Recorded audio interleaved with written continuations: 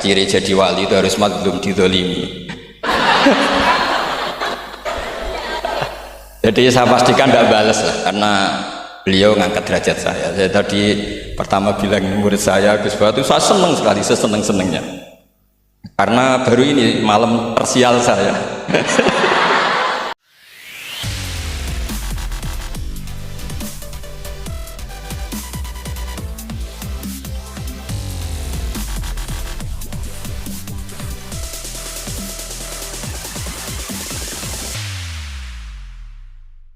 Malam ini derajat saya naik senaik-naiknya. Karena seumur-umur saya ini hanya bangga punya guru Mbah Mun.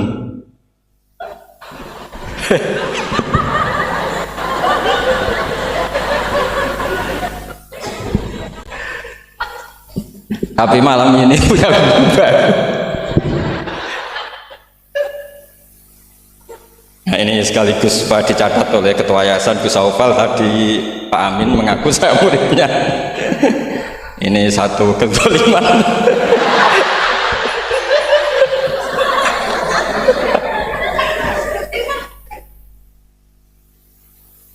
Jadi tapi saya senang ya, karena apa ya, ciri jadi wali itu harus mazlum, dizalimi.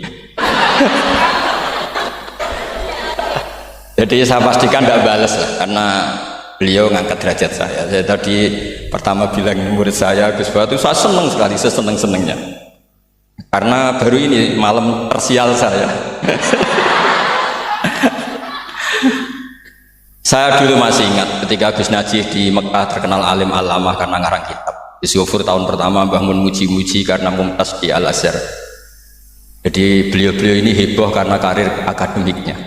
Kalau Gus Amin karena ngelepas kambing di musola.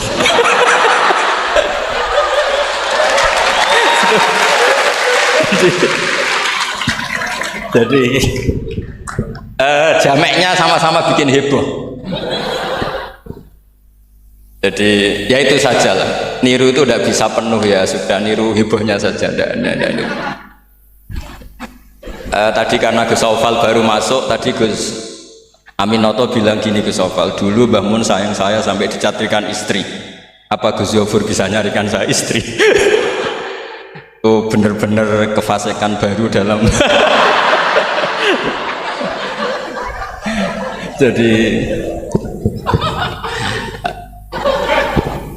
Jadi kita rileks saja, karena ini apa ya, guyon itu bagian dari ibadah kelas tinggi. Ya ini betul, saya dulu mengkaji sama Gus Zofur seperti beliau tadi cerita. Di antara kegiatan beliau kalau malam belajar usul fikih, kita belajar bareng-bareng. Di antara pendapat usul fikih yang menyenangkan kita itu adalah mubah itu wajib, dan itu saya kenang betul. Izma min mubahin ila wa yatahaqqaqu bihi tarku haramimma. Yatahaqqaqu bisukun tarkul qat'i wa bisukut tarkul qadam. Pasti Pak Amin tidak bisa hafal sebanyak ini, tidak bisa. Jadi dia itu pelarian, karena ngapalkan nggak bisa, ya sudah gojlok saya. Tapi ya tetap tidak level lah, kira-kira gitu. Tidak level, jadi nggak level.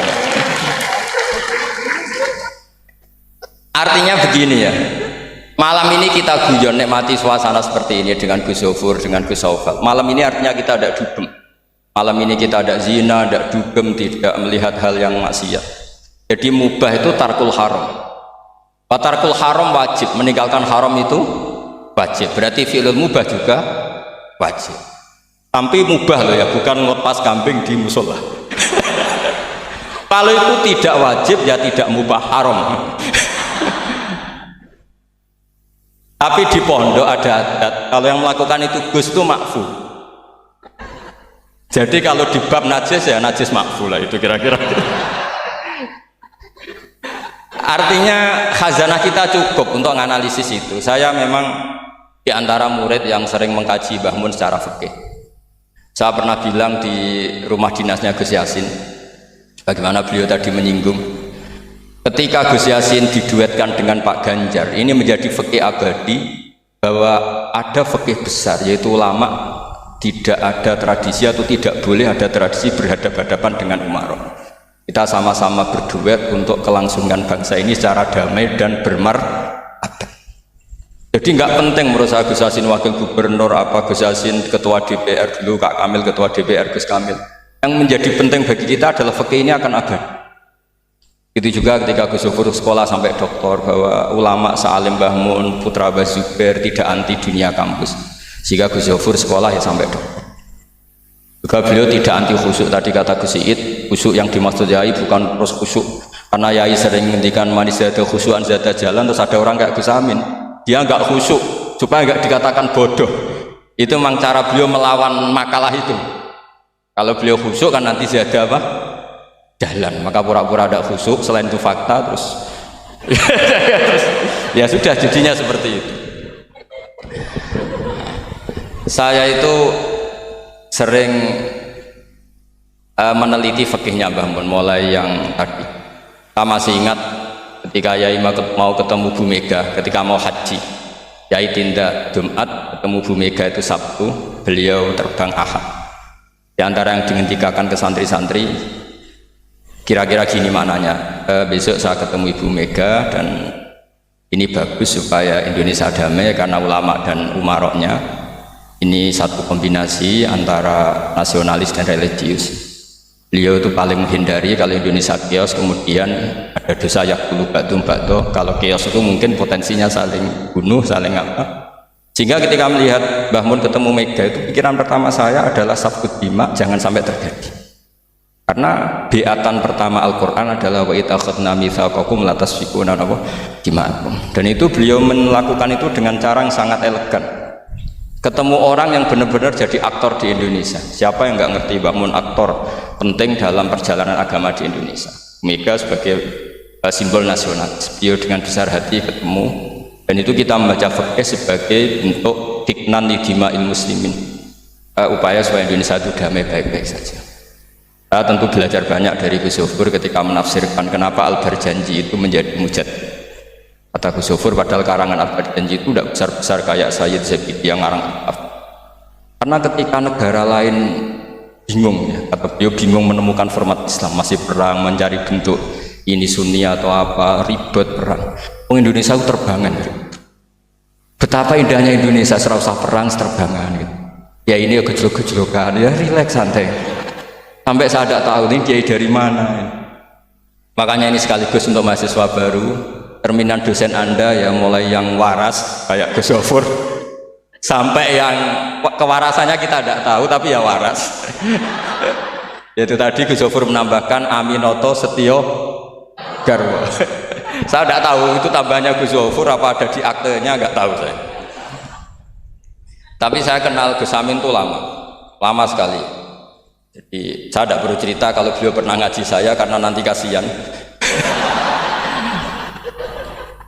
Saya tidak perlu cerita itu karena saksinya lebih banyak beliau ngaji saya ketimbang saya ngaji beliau. Tapi itu cara beliau punya harga diri, ya monggo itu kalau saya terima dengan lapang dada. Jadi beliau orang kedua setelah Mbah Nawawi yang ngaku saya sebagai muridnya. Tapi saya mau cerita yang agak serius, ini 5 menit tentang fikihnya Mbah Mun.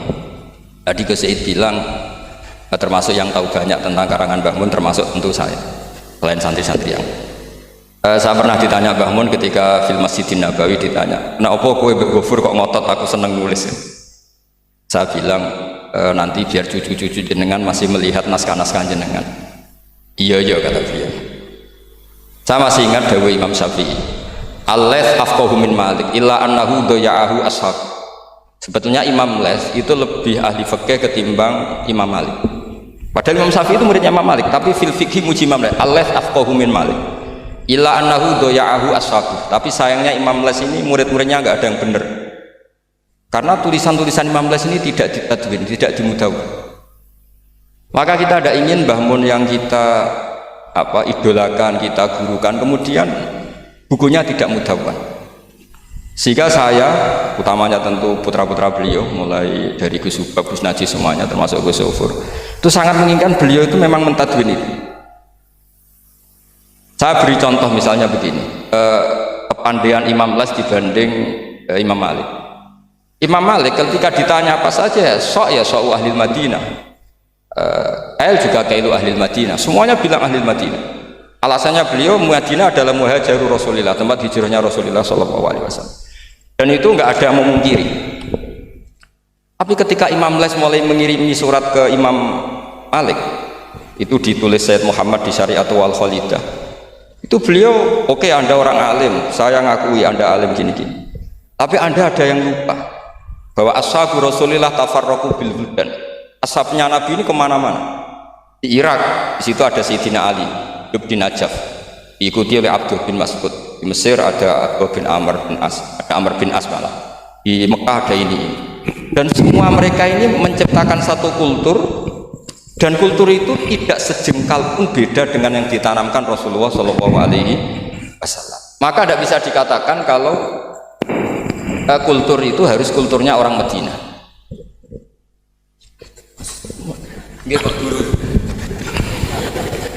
Ini naik pangkat ini, seorang guru melayani muridnya. Ini juga cara beliau untuk mengalahkan saya di dunia wali. Jadi makanya pura-pura tawadhu. Nah, Al-Laits afqahu min Malik. Beliau punya sekian contoh bahwa orang Irak itu nggak kalah kerennya lah kira-kira gitu tentang ukuran-ukuran sok, karena Sayyidina Ali di situ juga menciptakan kultur. Begitu juga Amr bin As dan beberapa sahabat yang tafarraqu fil buldan. Bahkan sesuai dunia yang saya tekuni termasuk ilmu qiraah, as-sakhul qiraati sanadan itu adalah Asim. Padahal Asim ini qari'un kufiyun. Kenapa? Karena setelah Imam Asim ada Abi Abdullah Abdurrahman As-Sulami, setelah itu Sayyidina Ali. Karena Sayyidina Ali sakanal Irak atau sakanal Najaf kalau istilah modern. Sehingga Imam Syafi'i ngetikan Al-Laits afqahu min Malik illa annahu daya'ahu ashabu.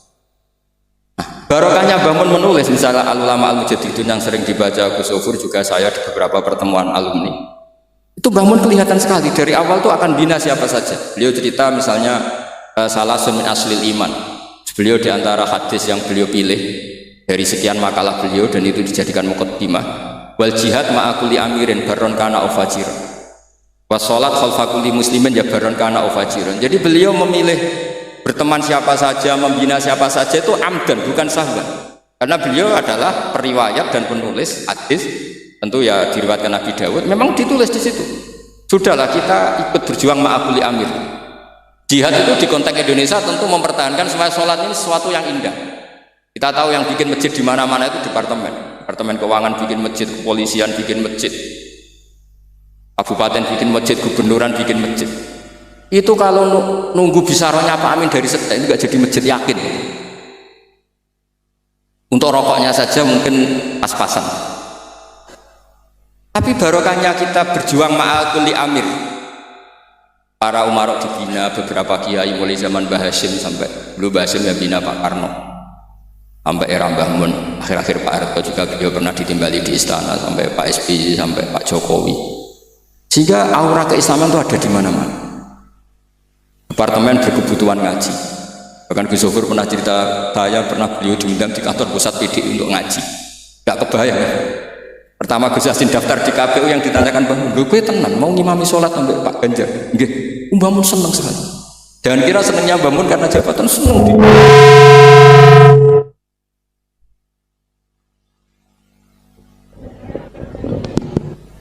Jadi Mbah Mun ketika Gus Yassin cerita sholat tadi itu senang sekali. Senang sekali diceritani bahwa barokahnya Gus Yassin di Wetan itu ada dengan tanda petik, ada komunitas yang kayak sholat itu jadi ukuran. Saya meskipun nggak nangis di depan umum kayak Gus Amin tadi, saya juga heran kok bisa nangis. Itu saya heran betul, dan saya tetap husnudzon itu asli. Ya agak memaksakan husnudzon saya, tapi ya sudahlah, saya husnudzon kalau itu asli. Itu saya sering nangisi fikihnya Mbah Mun. Di antaranya adalah saya pernah sejagongan sama Gus Hasib bin Wahab, termasuk pendiri Wahab. Saya cerita prestasi Mbah Hasyim, Gus Mbah Wahab, Bisri Sansuri, juga beberapa Kiai Ahmad Siddiq, Wali Maksum, sampai cerita Mbah. Bahwa para kiai ini berhasil menciptakan satu entitas agama menjadi tolok ukur. Jadi barokahnya mereka berjuang secara tadrijan, secara gradualisme, secara proses. Sekarang tuh calon bupati kok tidak sholat, itu tidak keren. Dan tidak dipilih. Gubernur kok terkenal gak sholat, itu pasti gak dipilih. Artinya kiai ini berhasil, bahkan nilai-nilai politik pun harus bersama nilai-nilai apa? Agama. Pejabat kok ketahuan selingkuh itu habis. Artinya nilai-nilai yang menurut agama mongkar, satu hal yang buruk, itu juga buruk di perspektif politik Indonesia. Jadi kayak, dan itu tanpa bikin negara ini terus kayak jadi negara Islam. Kurang apanya coba istihad guru-guru kita yang luar biasa. Saya pikir sampai di sini aja, nanti moderator biar balas saya supaya saya lebih madlum lagi. Semakin madlum semakin derajat saya akan naik. Dan monggo Gus Amin kalau mau memadlumi saya persilahkan, karena saya ini kan apa ya, sudah terlalu kuat lah, kayaknya agak ngefek. Tapi nggih monggo lah, kalau artinya ini sekali-kali saya ngomong serius. Jadi dulu nyuwun sewu, kita pengajian saja harus lapor, harus izin, bahkan ada istilah SIM, surat izin apa mubalek ya dulu. Namanya juga SIM. Ini abahnya Pak Rafiq itu ya temannya bapak saya. Masuk teman bodoh nih. Ini masyhur ini. Ibunya Pak Rafiq ini nggak pernah masak enak, kecuali ada tamu.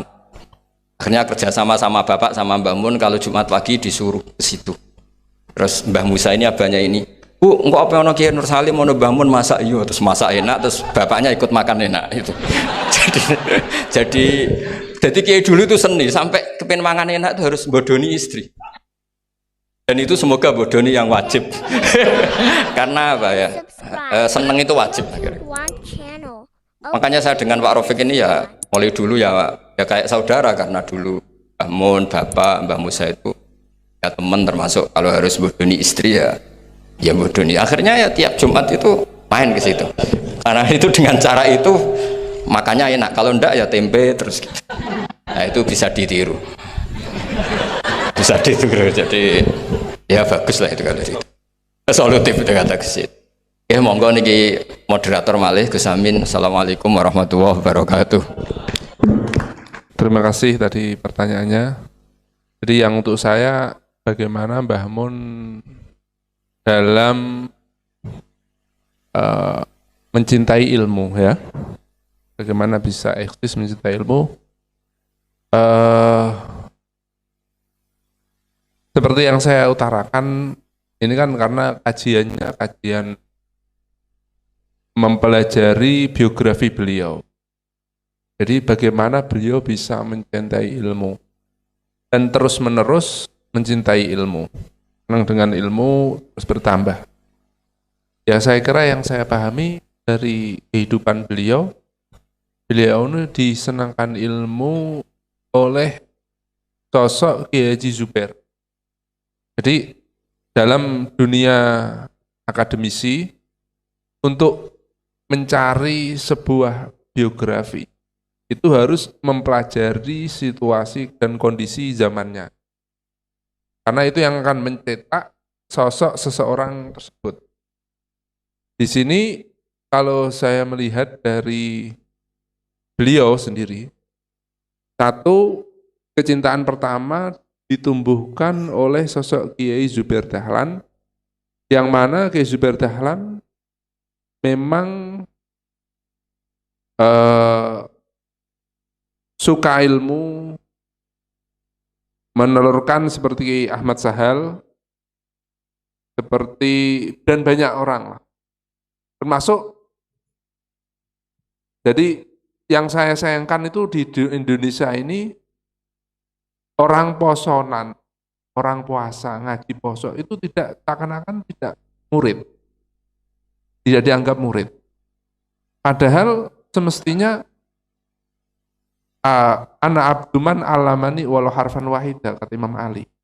Dan masyayikh saya, orang yang mendengarkan ceramah saja itu sudah dibilang saya mengaku saya murid. Masyayikh saya hada syekhu, hada syekhi, hada syekhi, hada syekhi. Kalau saya melihat para masyayikh yang saya lihat, Beliau tidak pernah mengaji kecuali ya ngaji-ngaji sekali, dua kali hadir majlisnya atau ceramah-ceramahnya sudah dibilang hadza syekh, sudah bilang hadza syekh. Jadi alhasil kembali ada satu Mbah Mun itu bisa cinta Mbah Zubair ya tadi ya. Mbah Zubair banyak ternyata muridnya Mbah Zubair itu yang lewat posonan. Termasuk Kiai Mahrus Lirboyo, Gus Dur, Kiai putra-putra Jombang dan lain-lain. Itu sudah mengalir dalam hadis tuba liman ro'ani au man ro'an. Karena termasuk kata guru saya, Syed Ahmad bin Muhammad Al-Maliki Hafidhullah, orang itu tidak mungkin baik kecuali pasti melihat yang baik. Orang itu tidak bisa lewat kitab, lewat membaca, lalu menjadi seorang yang hebat, tanpa melihat sosok yang memang hebat. Makanya saya sini ingin menyampaikan, kalau kepingin lihat Mbah Mun, lihat muridnya.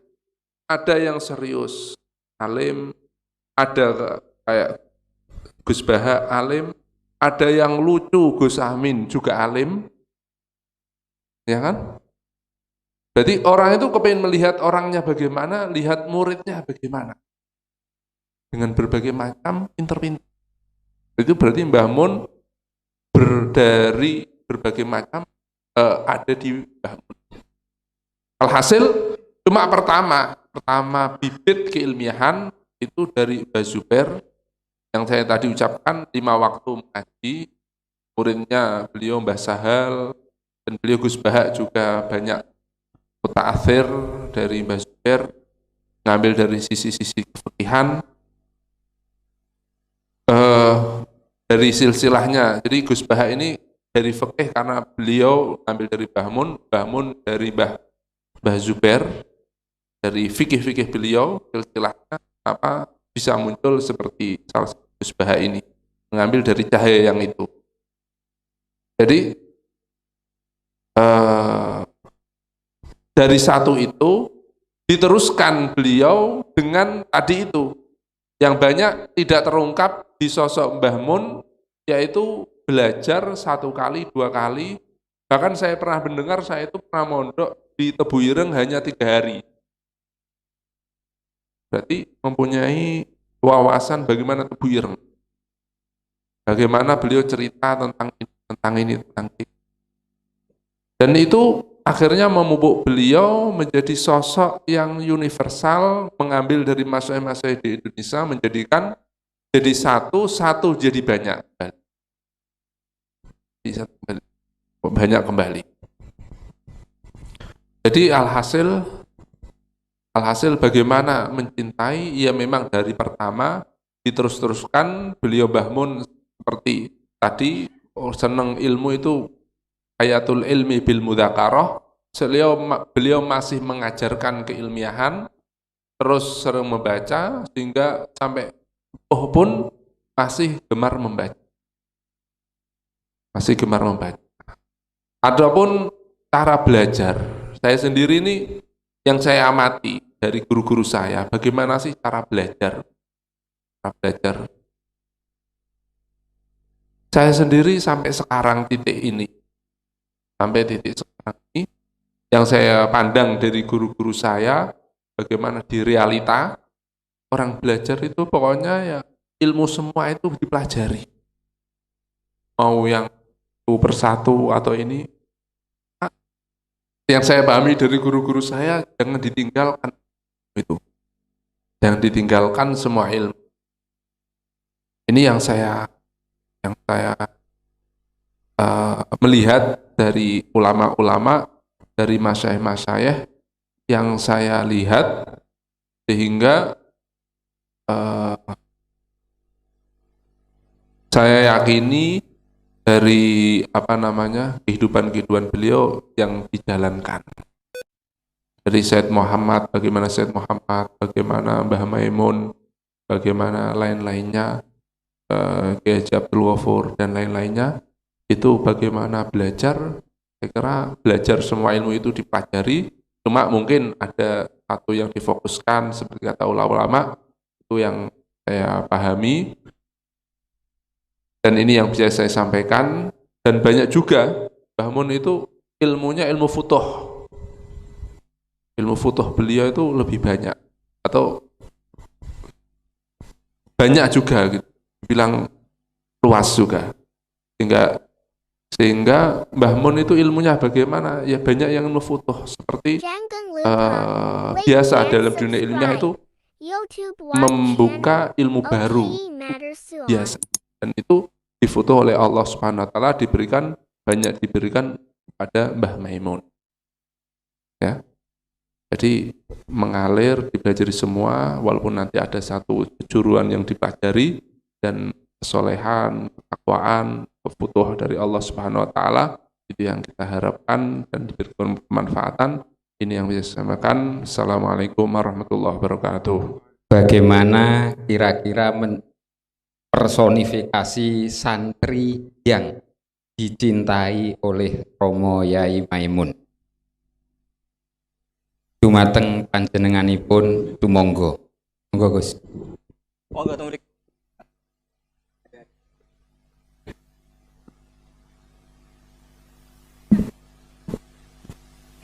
Seperti yang diterangkan semua narasumber mulai Gus Yasin, Maimun mencintai semua santri. Saya ingat betul kalau doa ditambahi dan semua santri. Jadi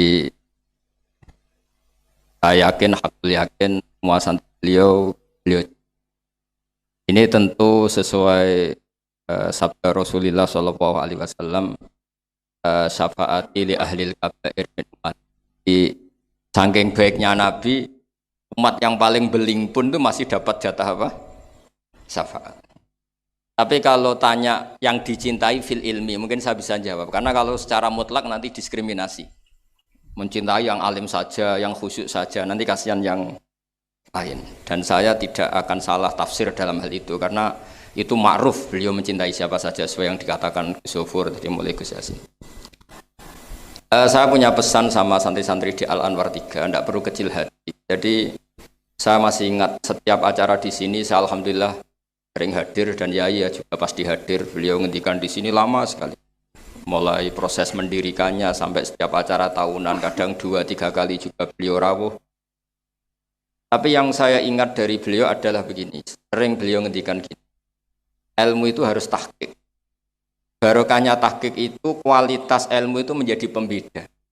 Misalnya begini ya, kita-kita yang terpelajar ketika mengatakan wa ala alihi wa sahbihi ajmain.